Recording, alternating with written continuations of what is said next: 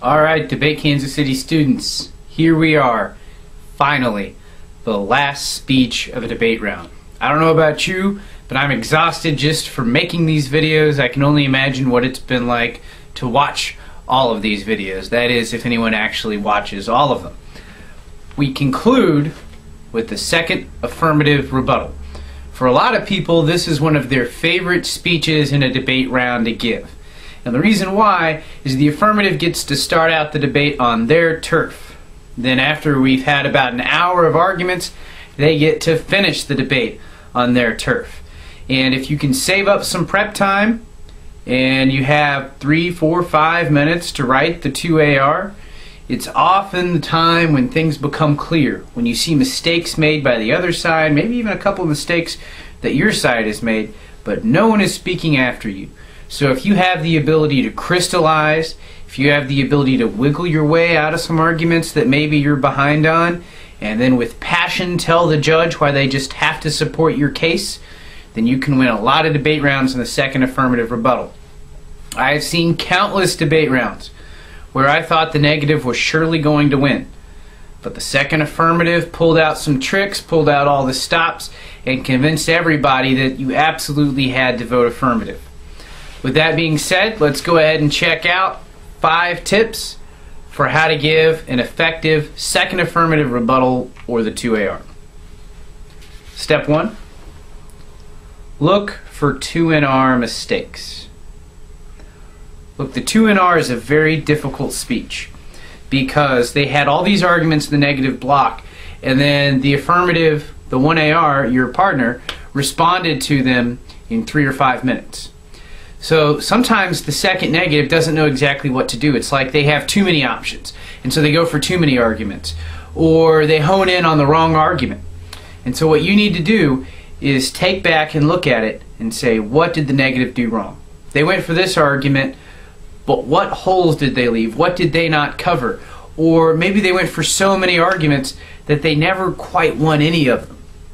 Either way, listen to the 2NR, flow every single word of it, and see what mistakes they made. Who knows, maybe there's some add-on advantage you ran that they dropped, or maybe you had an argument on the disadvantage called a link turn that flips the disadvantage back on the negative team, and they didn't get to it, or they forgot about it.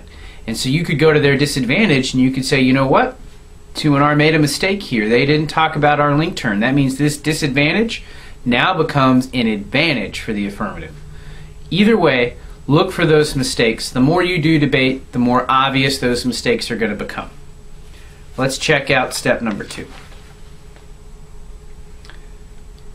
Just like the 2NR, the 2AR has to be focused on the reasons you win the debate.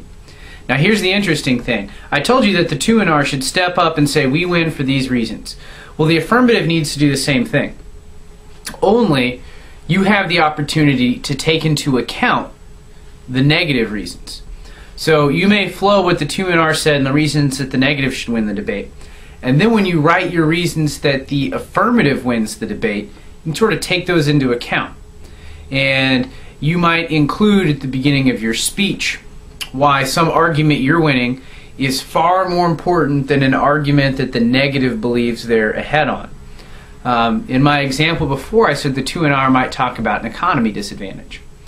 Well, let's say if I'm running a case that solves for environmental problems like global warming, I might say the first reason we win is we stop global warming.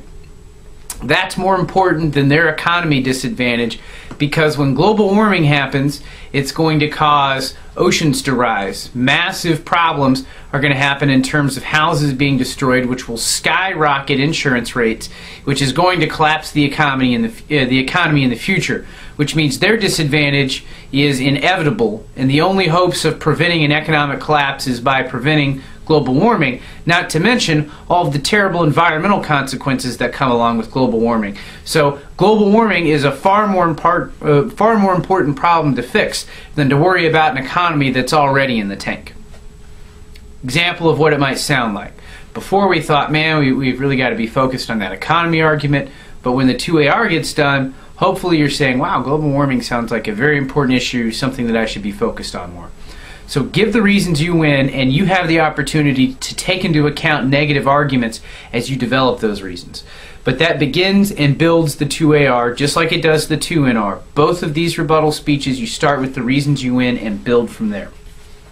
Check out step 3. Play your strength, the case.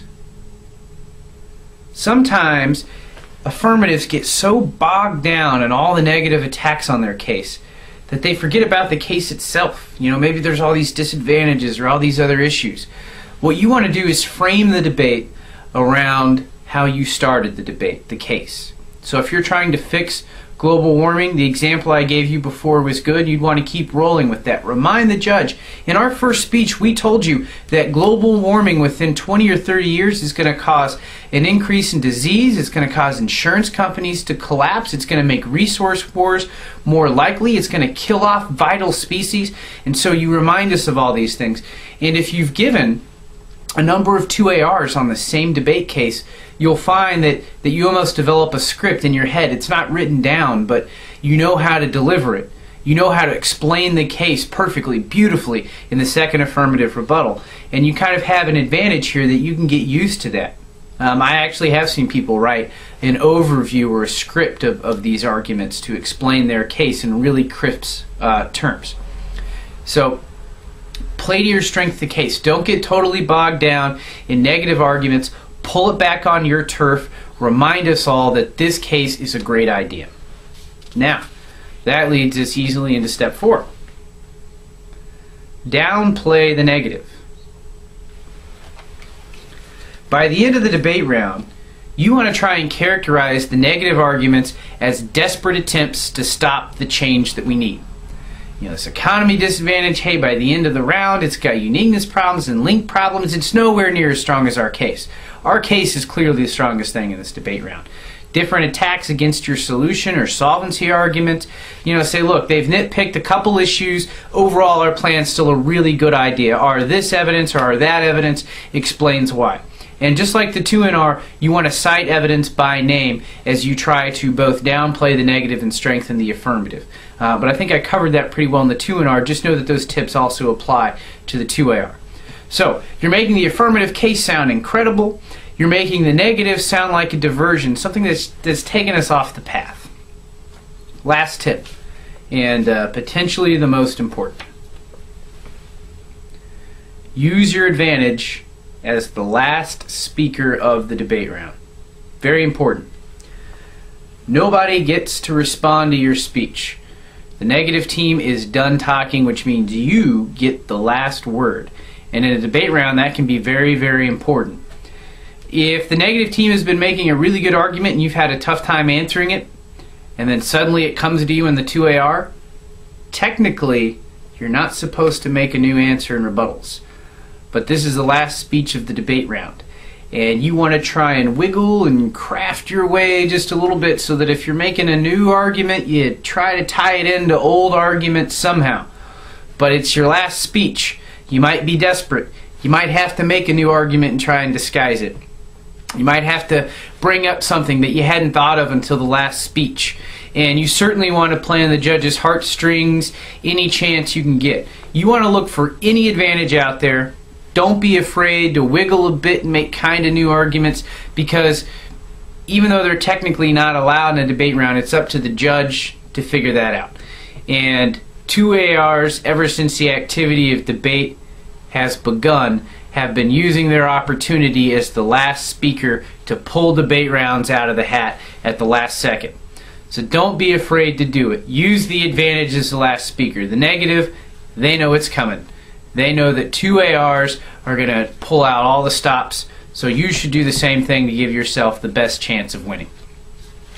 So those are the 5 tips. You're looking for 2NR mistakes. You're always giving the reasons that you win, always closing.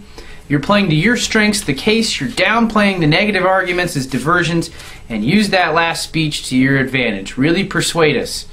And hopefully with all of these tips, in our Speeches of Policy Debate series, you've learned something, you've gotten a better idea of how to debate, and I hope that you all enjoyed it. Take care.